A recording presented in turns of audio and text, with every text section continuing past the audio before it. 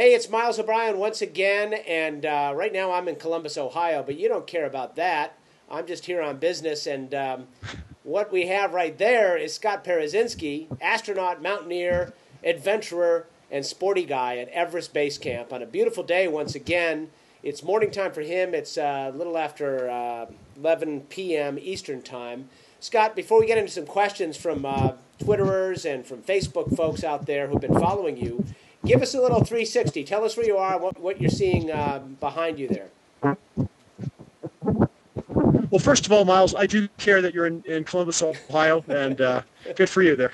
Whatever. We wish you were here with us, but we're here at Everest Base Camp, 17,500 feet above sea level. It's just a gorgeous day, very sunny and clear, the way we like it.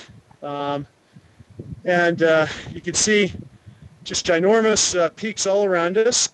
Pumori is over my right shoulder here, but the mountain of our desires is Mount Everest, which is kind of behind me now. That's just the shoulder of Mount Everest. The actual summit is about a mile higher than what you can see, believe it or not. Wow, if that's the shoulder of the mountain, that is a big boned mountain, isn't it?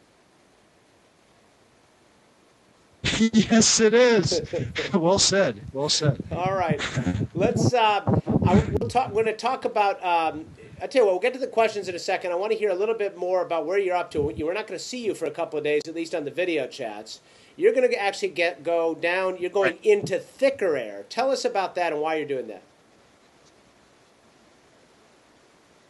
Well, I'm heading to a little village called Che, which is about 13,500 feet, so 4,000 feet thicker air, which will be easier for me to, put on more calories, I hope, just do a little rest. It'll also be about a 4-hour hike down to this little village, so opportunity for me to shake my legs a little bit.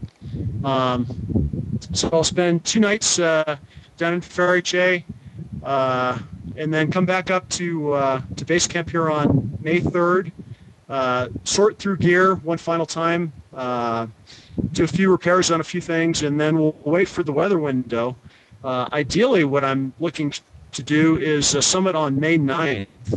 The reason being it's a full moon, and if you've ever been out hiking in the Rockies or something in summertime, full moon, it's just beautiful. It gives you an additional source of light, and so that's my goal, to try and target my summit window for May 9th. So I get back here on May 3rd, depart base camp very early on May 5th, and stage my way up such that my summit would be the very early morning of May 9th. Wow, it's getting exciting when we have it down to a day, and weather permitting, that could be it. That's really cool. Yeah. All right. Well, there are a number of factors.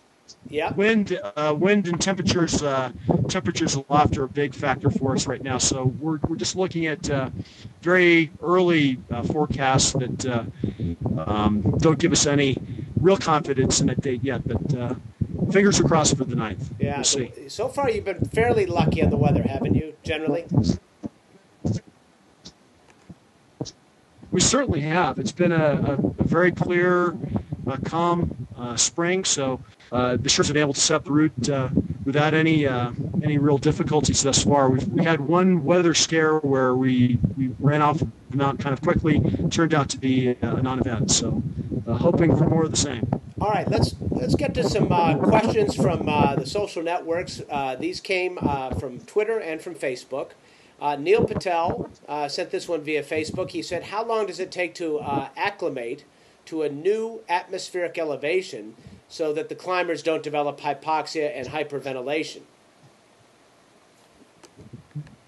That's a great question, Neil. The mountaineering adage is climb high, sleep low. So what we tend to do is we'll go up to a new altitude, hike up there or climb up there, spend an hour or so, and then come back down to a lower altitude and kind of stair-step our way up. So we don't like to take our bodies higher than 1,000 feet of altitude gain per day if we can help it.